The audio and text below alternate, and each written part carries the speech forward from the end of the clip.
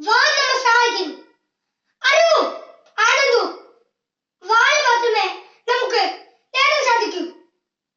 അതിനെ വാനൊരു ശീലമാക്കുക തന്നെ വേണം.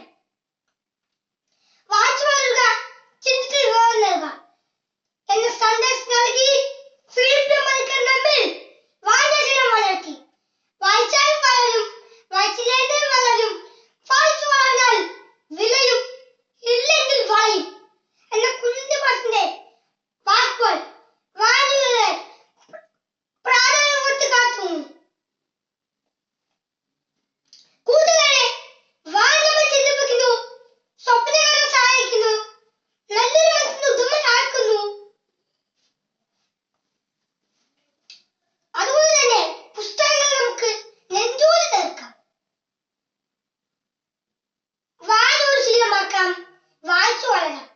ഇത്രയൊക്കെ പറഞ്ഞുകൊണ്ട് ഞാൻ വാക്കുകൾ നിർത്തുന്നു.